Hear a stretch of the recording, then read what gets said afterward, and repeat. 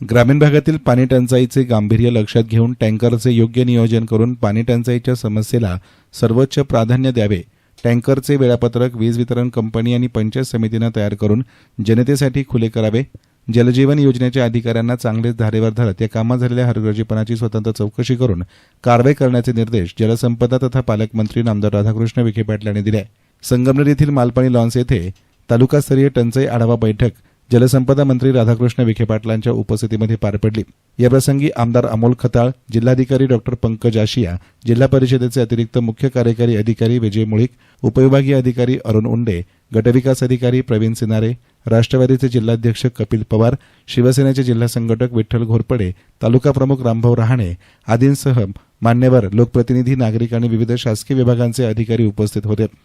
याप्रसंगी पालकमंत्री विखे पाटील म्हणाले की सध्या तालुक्यात 19 टँकरद्वारे 25 गावं आणि 54 वाड्यांवरील नागरिकांना पाणीपुरवठा सुरू असून हे पाणी शेवटच्या घटकापर्यंत पोहोचवण्यासाठी प्रशासनानं सूक्ष्म नियोजन करावं.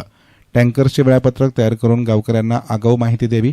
टँकर गावात पोहोचल्यावर ग्रामसेवक आणि तलाठी यांची प्रत्यक्ष उपस्थिती अनिवार्य राहील. तसेच आरोग्याच्या दृष्टीने टँकरचे पाणी थेट विहिरीत न सोडता लोकसंख्येनुसार 500 किंवा 1000 लिटर क्षमतेच्या प्लास्टिकच्या टाक्यांमध्ये सोडावं आणि त्यांना तोटी बसून पाण्याचं वितरण करावं.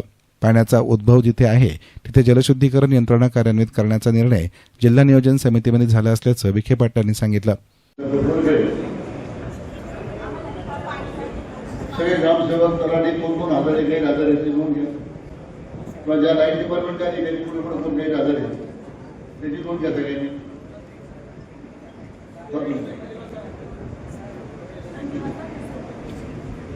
त्यांचा फार आग्रह होता की पाणी नाही जात म्हटलं म्हणून ग्रामसेवक संगमनेर राहतो आज विस्तार चर्चा झाली.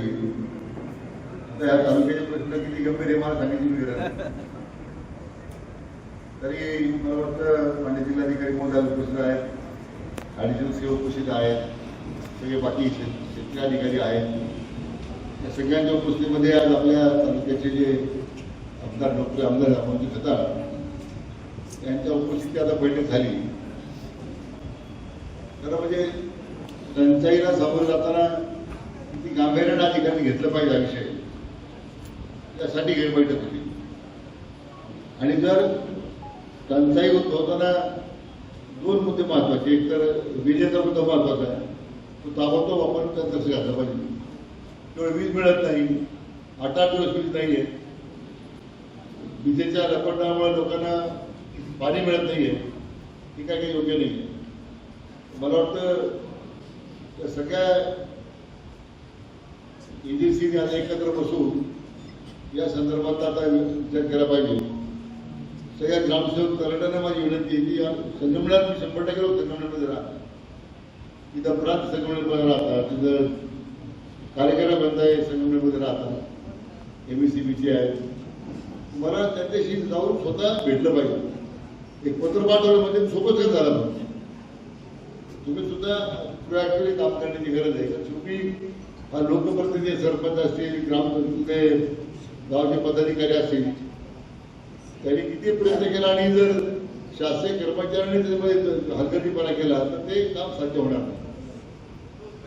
आज पिठाच्या पाण्याची टंचाई, टँकरची व्यवस्था करणं, विजेचे संदर्भातली कार्यवाही करणं किंवा अन्य विषयाबद्दल स्वतः मान्य आमदार साहेब त्यासाठी पुढाकार घेत आहेत.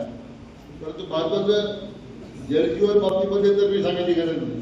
सगळ्या योजनेचा प्रचंड भ्रष्टाचार त्या MGमध्ये झालेला आहे आणि अधिकारी आणि यंत्रणा यांनी संगणमतानं पूर्ण योजनेचा बोजवारा केलेला आहे. याच्याबद्दल माझं मत स्पष्ट आहे पहिल्यापासून. तर तुमच्या गावात सुद्धा ज्या काही MGPच्या योजनेमध्ये जो गैरव्यवहार झाला दिसतो तुम्हाला, पाणी उद्भव नाही तरी पाईपलाईन झालेलं आहे, रस्ते खोदलेले आहेत, नकाशा नाही, तर त्या संदर्भात लिखित स्वरूपाच्या ग्रामपंचायतीचे ठरवलं असले तरी ग्रामपंचायत काही ठरवू देणार नाही, तरी तुमच्या तरी लिखित स्वरूपाच्या भागाच्या काही 50-1 नागरिकांच्या सह्या घेऊन ते आमदार महोदयाच्या कार्यालयात ते निवेदन पोच करा. म्हणजे मग आपल्याला ते MGPच्या बाबतीत काय स्वतंत्र उल्लेख करा. जिल्हा परिषदेमार्फत योजना सुरू आहेत, त्याचा जर तक्रार असेल त्याचा वेगळं निवेदन तयार करा. म्हणजे आपल्याला कारवाई करणं सोपं आहे.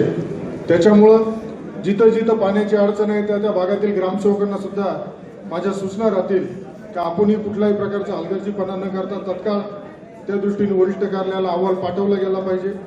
MSCB संदर्भातल्या ज्या काही सूचना आल्या होत्या त्याची सुद्धा MSCBचे सर्व अधिकारी उपस्थित सर्व विभागाची दखल घेतील आणि ही बैठक ज्या सूचना दिल्या होत्या त्याच्यावरती कारवाई सुद्धा करतील.